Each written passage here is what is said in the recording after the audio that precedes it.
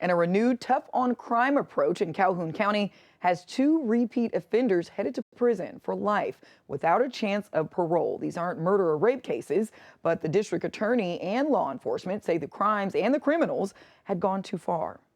Let's hear from you. When is enough for repeat offenders? You can vote right now by scanning the QR code. There it is right there on your screen, or by going to our website. That's abc3340.com. But in the meantime, I-Team Cynthia Gould has more on that story.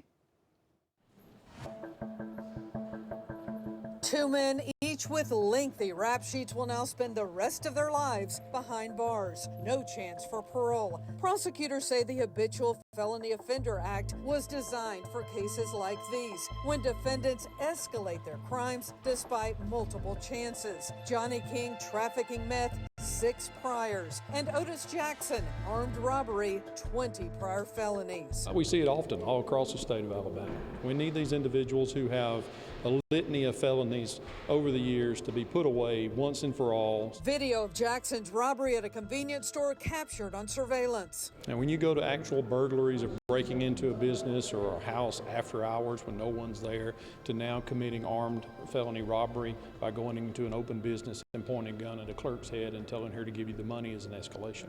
Oxford Police Chief Bill Partridge says Jackson got what he deserved, refusing to rehabilitate. Calhoun County District Attorney Lynn Hammond says these sentences send a message that repeat offenders won't keep getting breaks. The court can be both merciful and punishing, and someone whose record is such as this and that's their punishment range, there's not much either myself or the court can do.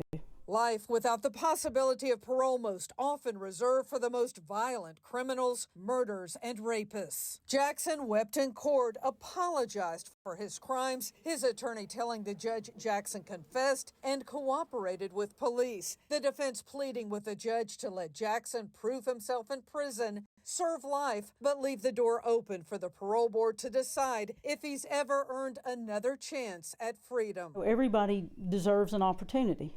Some people make mistakes, but you can't continue to make those mistakes over and over and over again and there not be repercussions. Hammond acknowledges plea bargains are often necessary to move cases through crowded courts, but hopes these sentences will encourage witnesses to come forward and victims to cooperate. Circuit Judge Jennifer Weems, on the bench for 2.5 years, handed down the sentences. I can't speak to specific cases. I do believe that it has a role in violent offenses.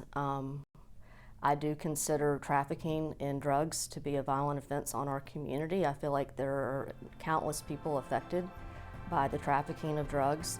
Judge Weems says each case is reviewed individually, and for those who make crime a career, the law leaves little room for leniency. This court will be using the Habitual Felony Offender Act to protect the citizens of this county and this state. The state lists about 440 inmates as serving life without parole as habitual offenders. Now, critics say this law doesn't take into account the time between the offenses, some happening decades ago, and it also takes away the incentive for good behavior in prison. For the I-Team, I'm Cynthia Gould. Thank you, Cynthia. Let's go ahead and go back to that question we asked. When is enough for repeat offenders? Obviously, taking what you saw into consideration there. And if you haven't voted yet, don't worry, you still have a chance. It looks like 38% says enough is enough for repeat offenders, 33% after multiple convictions, 6% never, everyone can change, 21% when rehabilitation fails. So guys, don't worry, if you haven't had a chance, you can still tap in abc3340.com or go ahead and scan the QR code right there on the screen.